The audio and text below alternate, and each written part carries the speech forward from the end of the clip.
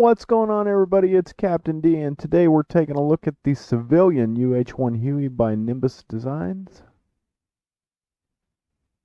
This helicopter's been out for a while now. It is the civilian version of the military UH-1 Huey. We have the Valhalla livery right now. Pretty cool metallic blue and silver with some black highlights. There are a couple of different liveries here that we can go through. Start out. What we're going to do in this video today is take a look at this helicopter, just do a quick basic review of all the functions, and maybe do a quick trip around the pattern here. So we have the Valhalla livery, and then we have the Air Fist. And I believe this company does aerial crop dusting with the UH-1 Huey over in Europe.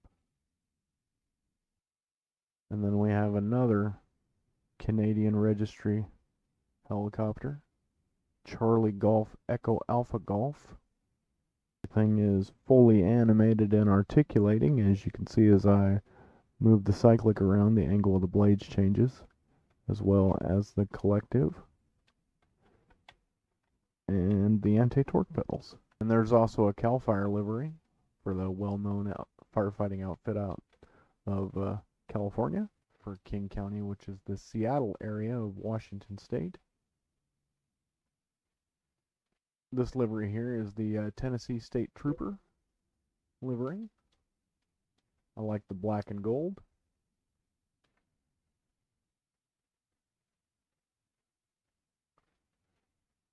I think it'd look better with a Captain D's Aviation Adventures logo slapped on it somewhere. I do support the cause of cancer awareness, however, I just don't see myself flying a pink helicopter. And this red Tasman is the default livery. A nice red there. We'll leave this one here for the rest of the video. As you can see, it has a good PBR textures. Everything looks nice. Over here on the left hand side at the top, you'll see the configuration window. And if I can keep both of these in view here, you can adjust the bubble window, which allows the pilot to kind of hang out and look down below. Very useful with sling load operations. You can add steps for assistance in entering and exiting the aircraft. Then there is the crop dusting feature, which adds the sprayer to the helicopter, and in order to use that, you have to assign a key. Alright, in order to use the sprayer, you have to assign a key to it. And what I did is I just made a different control profile and assigned it to a button on the collective joystick, as well as the foam inject. Now the fire right gun and stuff like that is left over from the military version. If you hit that button, it still makes the sound of the machine guns going off, but there is no mounted machine guns on this helicopter. Other things you might want to consider while we're sitting here is if you're using the firefighting mod, you'll want to assign a button for both the water pump to suck up the water through the hose and to open the water tank doors to dump the water, and as well as if you want to inject the foam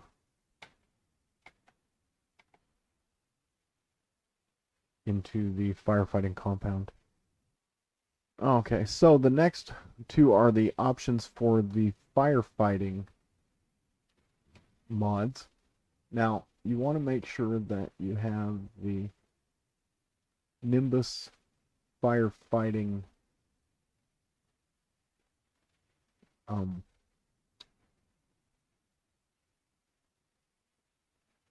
Nimbus Firefighter is what it's called.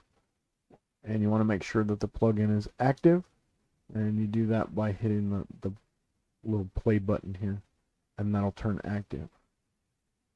And while we're here with the Firefighting plugin open, let me adjust the camera angle here. When you set the fire, it does it to the center point of wherever your camera is pointing. And then you just hit the fire button, and it will drop a fire. And you can do this multiple times. You can move it around so you can make as big a fire as you want to. Now, to stop it and make the fire go away without having to put it out, you just hit this green circle here.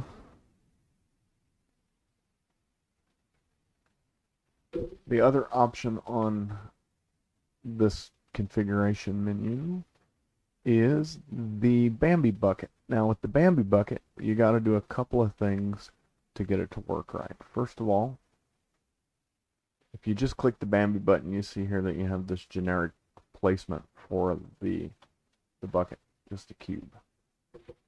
In order to get the bucket to work, you need to go to Customize, Weight, Balance, and Fuel, select a new sling load object, and you'll go to X.11 Aircraft, the Nimbus folder. Inside here, you'll see a folder called Sling Load and an object called Hook. You'll add that and then hit Done and apply changes, and now you have the bucket under there.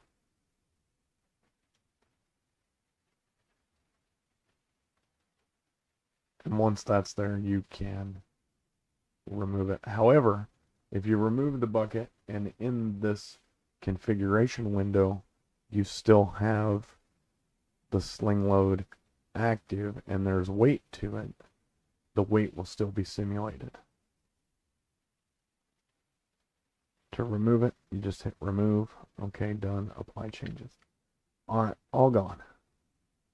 And that's the firefighting point of it. And that's the firefighting section of the configuration menu.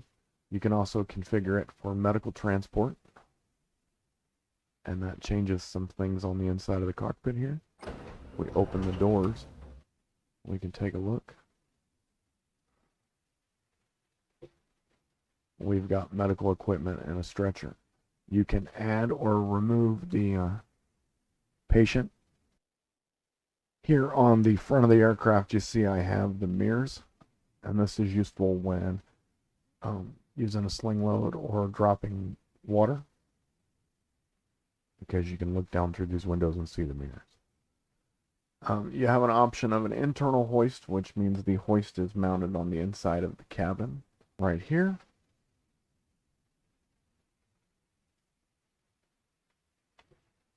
Or you can have the option for the external hoist, which is mounted on the outside of the cabin. You can also add baskets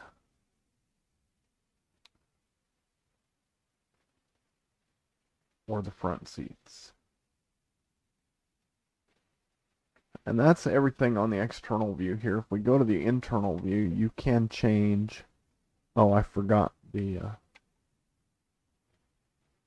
You can also change the tail to the modernized, more aerodynamic tail, or the old school Huey.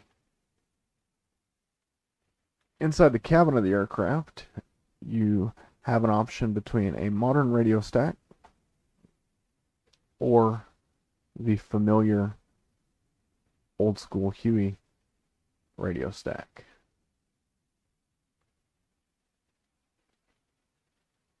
This cable max length is the maximum length of your hoist cable or sling load cable. This is the length that you can move it. It starts out at 10, and you can make it longer up to 50 or less if you like. And that is the configuration window. Next we have the checklist. I'm not going to spend a whole lot of time on the checklist because it's pretty much the same as the military version of the aircraft. You have starting engines, before landing, and engine shutdown. And then you have the maintenance options. And like the military version, you can always do if you're a mediocre helicopter pilot such as myself and don't want to break anything. And then it has the same co-pilot option, which is basically a generic autopilot. You can hand over control and adjust the heading that they fly. If you have a SciTech autopilot controller, you can use it to follow a GPS track or change altitude. Although you have to be very careful and do things in very small increments, otherwise the co-pilot can't handle it. And the aircraft will start doing some really weird stuff and eventually crash into the ground. Then you have your weight and balance. This is where you can add or remove your passengers or cargo and your fuel weight. There is no fuel in here right now. Let's go ahead and put some gas in here. Maximum fuel load is 242 gallons.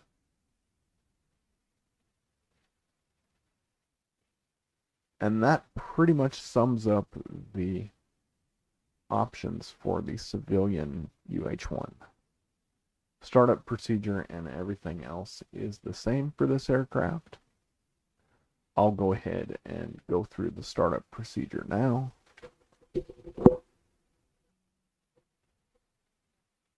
And on the overhead panel, you've got your battery switch here.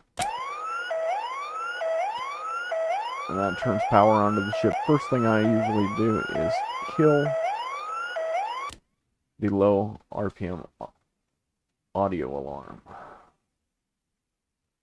Alright, you want to make sure your generator starter gen switch is on start. Your non-essential bus is on the normal. You want to make sure AC power is at AC phase. And your VM is set at the essential bus. You want your chipset to be set at both, your force trim on, your hydraulic control on. Turn your fuel on. I like to roll the throttle all the way forward and then all the way back.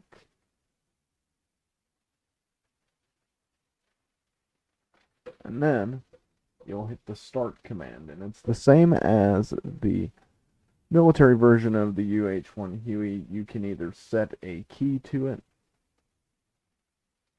by going up here, selecting whatever throttle quadrant I use here, and startup command with a button. Once you have that done, there's a click point down here somewhere on the yoke, but it's really difficult to find. So what you want to do is you want to make sure your rotor brake is off.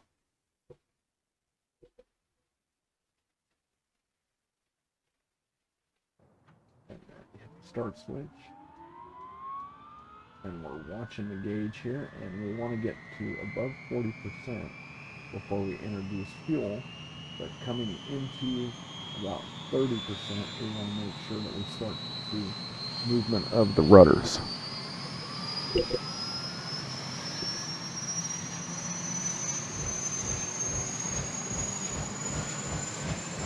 And then at 50%,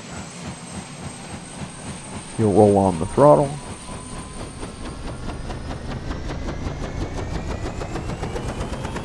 And you watch your RPM gauge go up to green. Now we're at Jackson Hole, Wyoming, which is a pretty high altitude. Alright, now we're started. We check caution lights. We have an inverter. Here we want to go up here. We want to go main, inverter, caution lights out. Alright, helicopter is started, and you're pretty much ready to fly it.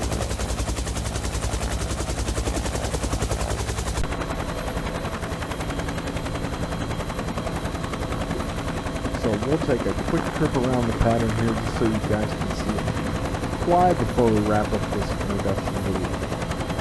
In future videos, I will go over how to conduct the firefighting operation. Alright, so let's go ahead and take this thing for a little flight.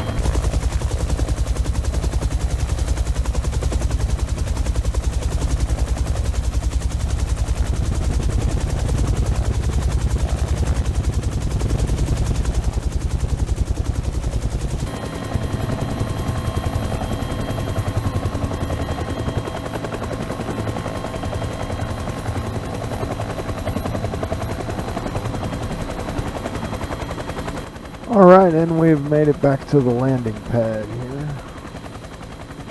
Well, that is a quick look at the Bell UH-1 Huey civilian version by Nimbus Design Studios. I hope you guys enjoyed the video. Stay tuned for future videos where I'll go over the firefighting techniques and other sling load operations and things like that with this helicopter. Hope y'all enjoyed the video. Thanks for watching. See you next time.